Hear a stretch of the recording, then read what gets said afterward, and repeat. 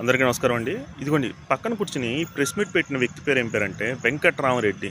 ఇంకోసారి వినండి, వెంకట్రామరెడ్డి ఆంధ్రప్రదేశ్ ప్రభుత్వ ఉద్యోగుల సమైక్య అధ్యక్షుడంట. 2019 నుంచి 2024 వరకు ఈయన అన్ని రంధ్రాలు మూసుకుని కూర్చుని ఉన్నాడు. ఎందుకంటే అప్పుడు సీఎంగా ఉంది ఎవరంటే ఇతను అభిమాన నాయకుడు జగన్మోహన్ రెడ్డి. జగన్మోహన్ రెడ్డి తొత్తు ఇతను ప్రభుత్వ ఉద్యోగుల తరపున మాట్లాడడం కన్నా జగన్మోహన్ రెడ్డి గారి తరపున ఎక్కువ మాట్లాడుతూ ఉంటాడు. ఇతను ఒక్కటి కనుక గమనించినట్లయితే 2019 నుంచి 2024 వరకు ప్రభుత్వ ఉద్యోగులు ఎన్ని ఇబ్బందులు పడ్డారో, ప్రభుత్వ ఉద్యోగుల డబ్బుల్ని జగన్మోహన్ రెడ్డి కాజేసి ఏం చేశాడో, ప్రభుత్వ ఉద్యోగులకు రావాల్సిన ఇంక్రిమెంట్లని ఇయ్యని అన్ని డబ్బుల్ని కూడా అతని సొంతగా వినియోగించుకోవడం అయితే జరిగింది. ఇన్ని జరిగినప్పుడు మాట్లాడిన మన వెంకట్రామిరెడ్డి ఇప్పుడైతే మాట్లాడుతున్నాడు. కూటమి ప్రభుత్వం పైన ఏదేదో మాట్లాడుతున్నాడు. హామీలు నెరవేర్చలేదు, అది ఇది అంటున్నాడు.